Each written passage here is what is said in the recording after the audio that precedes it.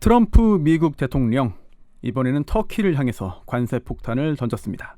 터키산 철강 그리고 알루미늄에 대한 관세를 2배로 올리겠다는 건데요. 결국 터키의 리라화 가치가 폭락하고 있죠. 하지만 터키 대통령도 지지 않고 경제 전쟁을 선포했습니다. 미국의 압박에 굴복하지 않고 새로운 동맹을 찾겠다는 선언까지 했는데요. 이러한 미국과 터키의 무역 전쟁, 우선 터키 현지 분위기부터 살펴보고요. 이어서 한국 경제에 미칠 영향은 어떨지 전문가 분석까지 듣겠습니다. 먼저 터키 24년째 거주하고 계신 교민인데요. 경제 중심지 이스탄불에서 마트를 운영하고 있는 교민 조규백 씨 연결돼 있습니다. 조 선생님, 안녕하세요. 예, 안녕하세요. 조규백입니다. 아이고, 멀리서 또 연결해 주셔서 감사합니다. 우선 지금 리라화가 폭락하고 있어요. 그 에르도안 대통령이 이제 미국에게 경제 전쟁까지 선포했습니다. 지금 터키 분위기가 좀 혼란스러울 것 같은데요. 현지 분위기 어떤가요? 지금 뭐 예를 들어서 도매는 물건 파시는 분들은 물건을 팔질 않고 재고로 가지고 있는 게 낫다 해가지고요. 팔질 않고 있습니다. 그러면은 물가가 좀 오르니까 나중에 파는 게 낫다, 뭐 이런 건가요? 아니면은 새로 그렇죠, 이제 맞습니다. 그것 때문에 굉장히 좀 혼란스럽다. 올해 초에 비교해서 이제 리라와 환율이 좀 어느 정도인가요? 1달러에?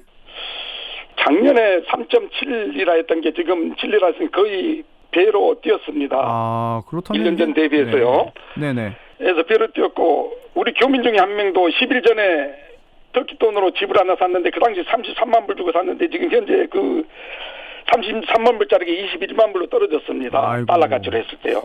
이게 11일 만에요. 환율이 급격하게 변화하니까 그에 따라서 뭐 재산 가치도 변동이 심하고 결국 경제에 혼란이 생길 수밖에 없는 그런 굉장히 불안정한 상황인 것 같은데, 미국인 목사가 터키에서 체포된 사건이 있었잖아요.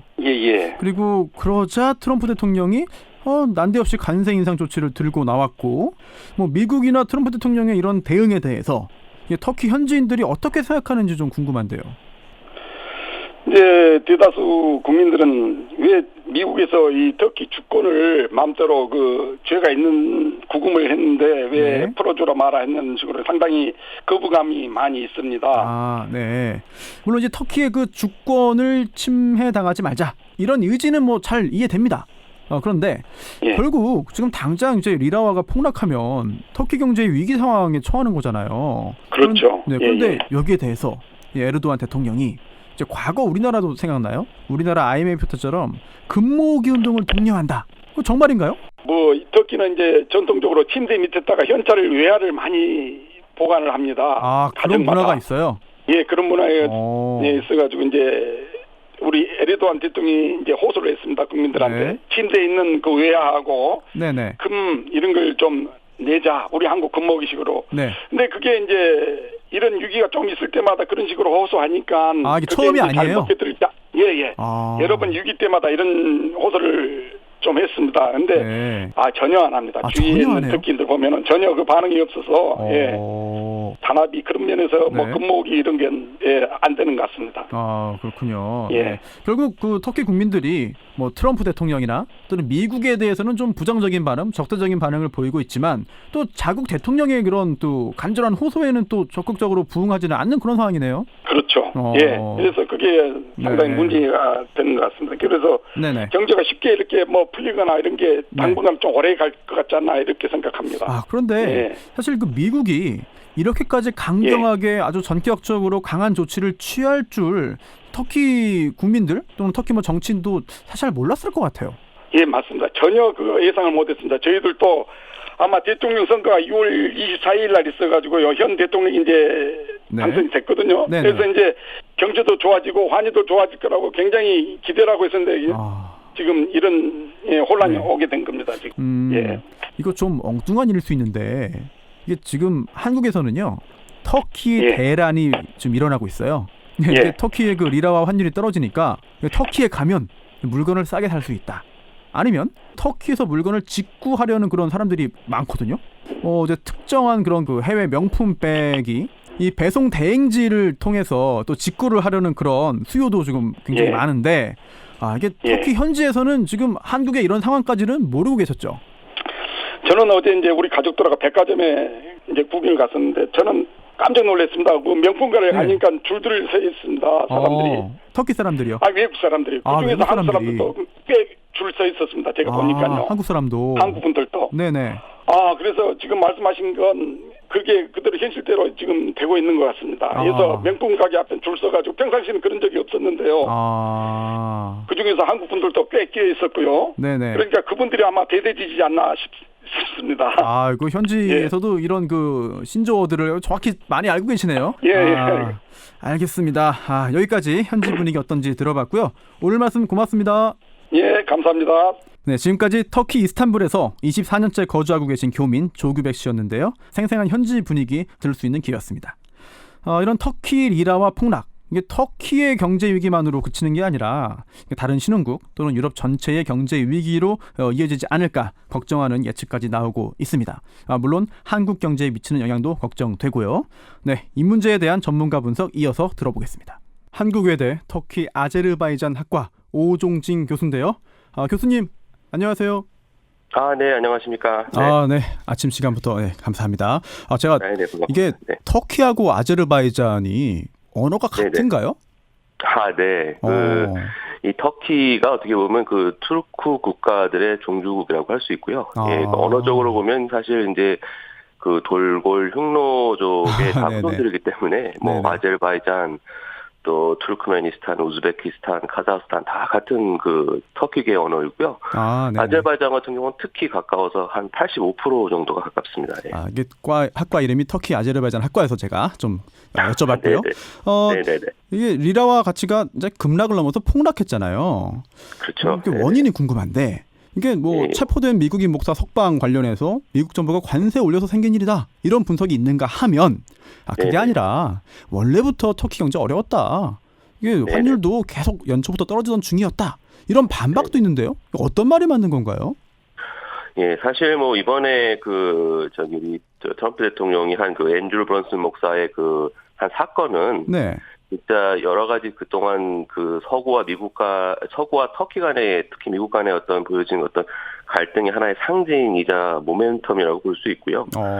이런 것들이 누적된 것이 이제 폭발하다 보니까 이제 이게 지금 폭락이 왔는데, 저도 사실 최근 터키에 2주 동안 출장 갔다가 지금 8월 6일날 귀국을 했습니다. 그럼 분위기 잘하시겠네요. 그러니까 일단 제가 7월 20일경에 갔을 때만 해도 4.5리라 정도였는데, 제가 나올 때가 8월 6일이 5.1리라였고, 그리고 나서 이제 터지고 나서가 이제 막 6리라 지금 해서 6.9까지 올라간 것 같습니다. 근데 이제 그 터키 경제 구조의 특징을 좀 알아야 될 것 같은데요. 사실 그 터키가 2008년 세계 경제 위기 이후에 2010년, 12년만 해도 신흥 시장으로서 세계에서 되게 주목받는 시장으로서 되게 핫한 시장이었어요. 그리고 2010년에만 해도 거의 경제 성장률 10%를 육박을 했고요. 근데 지금 왜 이렇게 된 겁니까? 근데 이제 그 작년에도 안 좋다고 했는데도 터키가 경제 성장률이 5%대였어요. 2017년에도요. 5%면 상당히 높은 거잖아요. 그렇죠. 그러니까 이게 뭐냐면 터키에 있는 경제 구조는 기본적으로 FDI, 그 외국인 직접 투자라든가 외국인들의 그 투자한 그 투기금이 들어와서 이게 경제가 계속 이끌어간 거예요. 좀 구체적으로 쉽게 말씀해 주시면 어떤 거죠, 그게? 그러니까 어떻게 보면 이제 모래에 성을 쌌다고 성을 쌌다고 볼 수 있는데요. 그러니까는 터키 경제라는 게 그 2008년 이후에 그 투자처를 잃은 많은 투기성 자금을 비롯해서 또 터키의 어떤 가능성을 보고 투자한 그런 직접 투자들에 의해서 이제 경제가 이제 활성화되고 계속 성장을 하고 있었는데 이 터키 경제는 상당히 정경유착 경제입니다. 정부와 경제가 상당히 유기적으로 연결돼 있어서 정치가 한번 요동을 치면 경제도 바로 영향을 받고 또 정계와 재계가 거의 연결돼 있는 형태가 많아가지고 이런 점이 취약을 합니다. 그러다 보니까는 지금 사실 이제 현 정부와 또 여러 가지에 대한 그 최근 정치적 변동이나 행태에 대해서 서구와 또 특히 미국이 갖고 있는 그 불안감들이 보여지다 보니까 이제 그런 자금이 이제 소위 말하는 투기성 자금 이런 것들이 이제 빠져나가면서 이제 이런 그런 위기감이 이제 불러온 거죠. 그러니까 어떻게 보면은 우리나라 아까 우리 손 변호사께서도 말씀하셨지만 IMF 때처럼 IMF라는 건 우리나라의 그때 당시에 우리나라 거시 경제도 괜찮았어요. 근데 단지 이제 우리가 유동성 자금 즉 외화가 없었고 이게 빠져나가면서 이제 한국 경제가 그때 IMF를 맞이했는데 터키도 사실 대부분 다 외채를 가지고 어떤 경제 성장의 동력을 계속 이어가다 보니까 이런 정치적 불안감이라든가 이런 외부에 대한 어떤 그런 이슈들은 바로 이제 어떤 그런 경제 위기로 표현될 수도 있죠. 그렇지만은 이것은 어느 정도 한계가 있다고 좀 보고 있고요. 또 대부분 현지인들도 그런 의견을 많이 보내고 있습니다. 네네. 터키 경제의 기초 체력이 탄탄하지 않다. 그런 이야기로도 들리는데 실제로 저희도 좀 취재를 해봤더니요. 터키 현지에 계신 분들이 이게 대부분의 터키 사람들은 이제 돈이 별로 없어서 빚만 늘어나고 있는데 이게 터키에 살면서 이제 외화 많이 보유하고 있는 부자들은 오히려 지금 굉장히 좋다, 상황 좋다 이런 이야기를 들을 정도로 터키도 좀 경제적인 그런 모순 이런 것들이 좀 많이 있는 것 같은데 좀 전에 정경유착 그리고 또 정치가 경제에 영향을 미친다 이런 말씀하셨어요. 그 부분 좀 관련돼서 궁금한 게 생겼는데 지금 에르도안 대통령이 6월이죠? 선거를 통해서 국민의 선택을 받은 거 아닙니까? 다시 한번? 그렇다면은 권력을 장악했고 그렇다면 정치적인 혼란이 좀 이제 정돈되고 이제 정리되고 사라진 거 아닌가? 그런데 왜 정치의 혼란이 경제의 혼란까지 이어지는지 이 부분도 좀 궁금합니다. 그러니까는 이게 사실은 이제 그거는 이제 내부적인 얘기고요. 사실은 국민의 어쨌든 여러 가지 얘기가 많지만 어쨌든 에르도안 대통령이 조기 총선을 해서 새롭게 당선을 됐고 예상과 달리 또 2라운드도 아닌 1라운드에서 다 모든 것이 끝나버렸거든요. 그러고 나서 어떤 이제 앞으로에 대한 안정적인 정권과 이에 따른 경제적 발전을 예견했는데 아까도 얘기했듯이 터키에 대한 경제 성장이 외부적인 요인이 많습니다. 근데 이제 실제로 터키라든가 미국은 서구와 미국은 이런 터키에 대한 정치적 행보가 별로 그렇게 탐탁치 않았던 것도 많고요. 또 이런 거에 대한 우려의 표시도 많았습니다. 그러니까 지금 현 정부에 대한 신뢰가 좀 떨어지고 있는 거죠. 외부적인 시각에서는. 그러면 지금 이렇게 통화 가치도 지속적으로 하락하고 경제 기초 체력도 탄탄하지 않고 그러면 터키 경제가 좀 단기간 내에 회복될 그런 가능성이 좀 있는 건가요? 단기간은 아니고 좀 시간이 걸릴 것 같은데 그다음에 아까 제가 하나 빼먹은 얘기가 있는데 터키 경제 또 다른 특징이 뭐냐면 짧게요. 지하 경제입니다. 지하 경제. 그러니까 터키에 있는 지하 경제는 그 규모나 이거를 아무도 가늠을 못해요. 그 정도예요? 그러니까 2008년에 세계 경제 위기가 왔을 때도 이 터키 경제, 지하 경제에 대한 그것이 어느 정도인지 아무도 몰랐는데 투자처를 잃은 그런 소위 말하는 피그 사태 있었지 않습니까? 이제 포르투갈, 이태리, 스페인 이런 나라들. 그렇죠. 그래서 그때 이후에 그런 투기성 자금들이 또 터키를 집어넣으니까 계속 성장을 하는 거예요. 그러다 보니까 이제 터키가 2010년에 거의 핫한 시장이 되고 2012년까지 쭉 성장을 한 건데. 근데 이런 지하 경제의 규모나 이런 것, 이 지하 경제에 대한 저력이. 저력이요, 이게 어떻게 보면 이게 하나의 터키 경제의 패러독스예요. 그러니까 지하 경제가 하나의 터키 경제를 또 가늠할 수 없는 하나의 그런 불안전한 팩터로 보이는 것도 사실이지만 또 하나로는 아무도 그것이 어느 정도인지 모르기 때문에 이것이 또 그렇게 단기간에 무너지나 이런 거는 또 아닌 것 같습니다. 그렇군요. 자, 그럼 이쯤에서 우리나라 관련해서 또 걱정되는 게 있습니다. 사실 이게 가장 걱정되는 건데 이게 결국 지금 터키의 이 문제가 신흥국 시장 전체의 문제로 확장 또는 확대되고 결국 우리나라 경제까지 악영향 미치는 거 아니냐. 이런 걱정을 할 수밖에 없을 것 같아요. 그런 가능성 좀 있나요? 일단은 직접적으로 이제 한터 간의 경제를 보게 되면 한국과 터키 사이 한국과 터키 경제 간의 그런 경제 교류를 보게 되면 우리나라 대기업들 현대자동차나 CJ, SK 등등 대기업들이 많이 지금 진출을 하고 있습니다. 또 터키의 큰 메가 프로젝트라는 것도 지금 수주를 하고 있고요. 근데 다행인 거는 터키는 예전부터 이 터키와 리라가 상당히 그런 안정된 통화가 아니기 때문에 외국계 기업들은 기본적으로 다 거래를 할 때 달러 베이스로 합니다. 이미 알고 있었다? 이런 일이 생길 수도 있다? 그러니까 원래는 그런 웬만한 큰 기업들은 터키와 거래를 할 때 리라로 하는 게 아니라 달러로 합니다. 그렇기 때문에 뭐 직접적으로 당장 이걸로 인해서 우리나라 대기업들은 피해를 볼 거는 사실 그렇게 크지는 않다고 보고 있고요. 네. 단지 이제 리라로 이제 거래를 하거나 이런 한 그 소규모에 있는 뭐 중소기업이라든가 아니 개인기업 같은 경우는 좀 어느 정도 타격이 분명히 있겠죠. 네.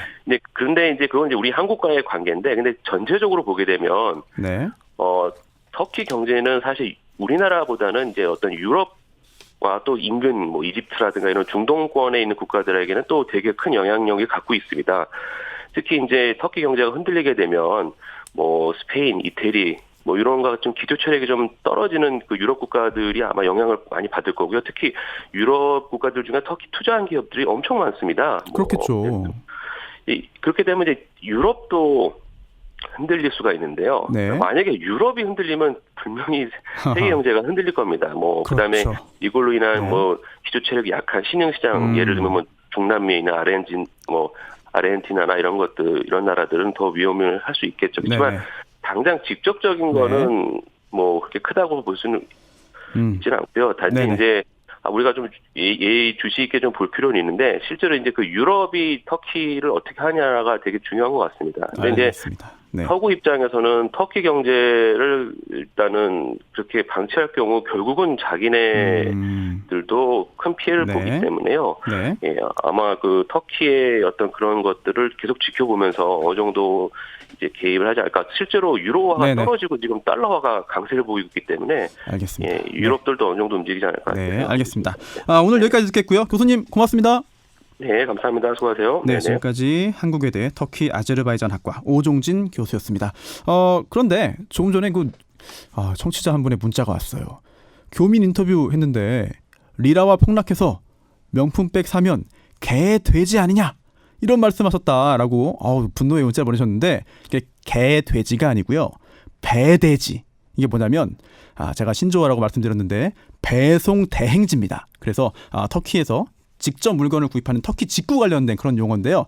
절대 저희가 설마 그런 이야기를 하겠습니까? 개 돼지 아니라는 점 다시 한번 말씀드리고요. 오해 없으시길 바라겠습니다.